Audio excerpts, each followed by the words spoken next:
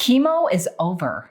Now what? Most cancer survivors are wondering, how do I pick up the pieces of my life after cancer treatment ends? After everything that's happened, where do I even start? That's exactly what I'm showing you right now. Look, your oncology team, they're not going to help you with your recovery. Once treatment is done, their work is done. And that's okay because now you have someone else who can support you. I'm walking you through what actually prevents cancer from coming back. This is based on science and on real life survivorship. I know firsthand as a cancer survivor and a cancer researcher. So whether you're watching this while you're still in treatment, or if you're in recovery now, or even if you're caring for someone with cancer, this video is for you. And this matters because the choices that you make after chemo ends, well, that can either support your healing or it can slowly and quietly increase your risk of recurrence. Okay, so starting with number one, you need to understand that the highest risk for a recurrence is the period right after chemo ends. It's not years from now, it's right now. The months immediately after chemo, they deeply matter. You know that cancer waits for no one. It waits for nothing. Now is the time for you to take strategic action and change. Now you're likely thinking, okay, great. I've already made big changes in my food and other areas, but you need to make sure you're making the right changes with the right strategies for you and your diagnosis. Most people make their mistake right here. If you want to make sure that you're on the right path, then it has to be personalized to you. And let me help you with that. Book a complimentary call with me right here. This is your opportunity to meet with me one-on-one. We'll discuss the number one cancer challenge that you're currently facing, the biggest thing that is holding you back, and if working with me is the right fit. I'll put the link directly below so you can book in with me personally. Go ahead and grab your spot while they're still available. But during treatment, your oncology team is actively targeting cancer cells. But when chemo ends, that external pressure, that's gone. Your body is now responsible for surveillance, repair, for long-term protection. This is where many cancer survivors and thrivers are unintentionally left unsupported. The choices you make now, they influence immune function, inflammation, metabolic health, and hormone balance. Those systems play a direct role in whether cancer cells survive or not. Okay, but on to number two. And this one, it's my favorite. You become the average of the 5 people that you spend the most time with. Have you ever heard that? It's important that you surround yourself with the right people because this is going to influence your long-term success. If you surround yourself with stories of women with metastatic cancer who are dying, or people who have had a cancer recurrence 7 years later, then that's going to become your norm. Instead, you could surround yourself with stories of survival and thriving, stories of resilience and hope. If you do that, then that will become the expectation for you. Okay, but on to number 3, and this one is important. You need to address your exhaustion head on. Fatigue after cancer is not about just being tired. Cancer fatigue is overwhelming, this exhaustion that can drag you down. And cancer fatigue can last indefinitely unless you do something about it. Now, most people are told to just rest more. Take a nap. And rest, yeah, that's important, but that's not sufficient. Prolonged inactivity in women can actually worsen fatigue. This is going to accelerate muscle loss. It's going to slow down your metabolism. From both my own experience and my clinical work with women inside the Cancer Freedom Program, I can tell you this clearly. Targeted nutrition and structured movement can restore your energy in as little as 3 weeks. For example, a breast cancer thriver came to me weeks after her treatment had ended. She was still unable to get through the day without a nap. And she was not the type of person who would lay down for a nap.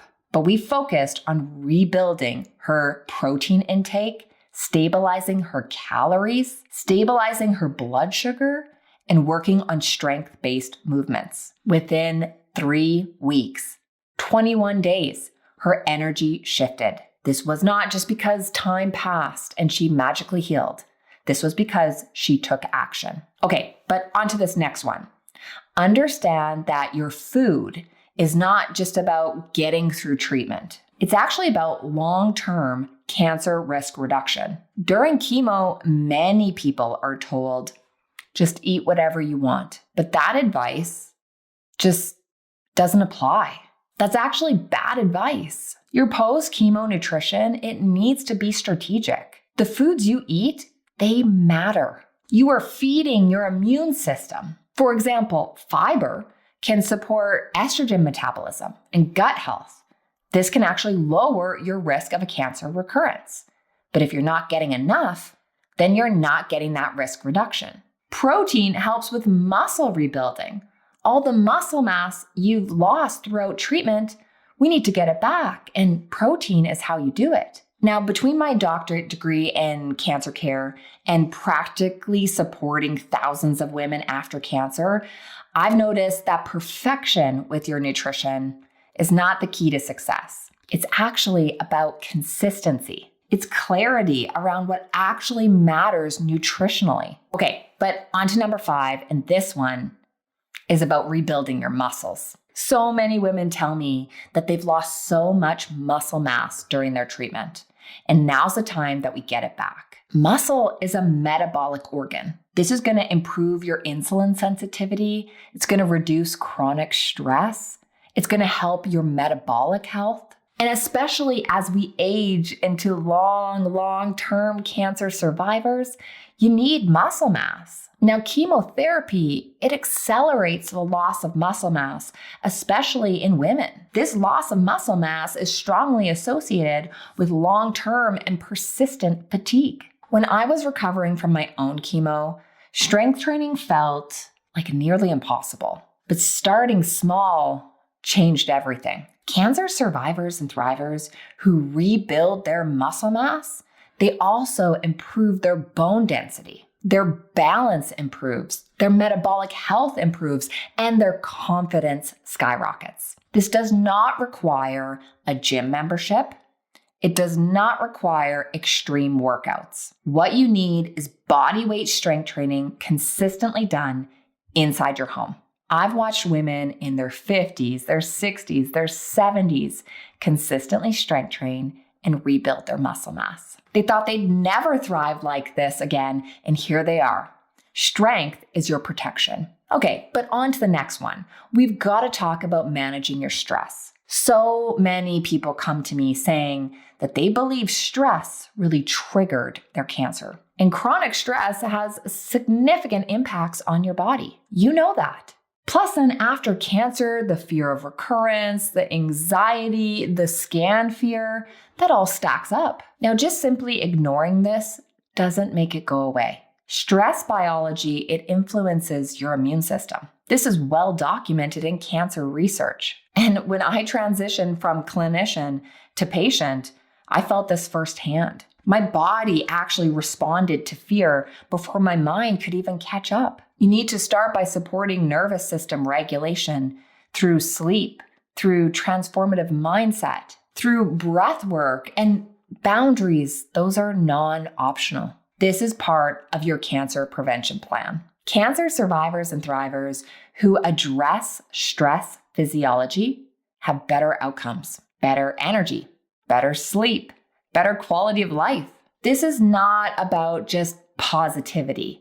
It's about actually transforming your mindset. Okay, but let's move on to the next. It's time to let go of this idea that time heals all wounds. Time is neutral. It's actually what you do with it that matters. I see cancer survivors and thrivers, they wait years just hoping that they'll recover. They hope that their body will feel normal again, or even worse, they just accept their new normal.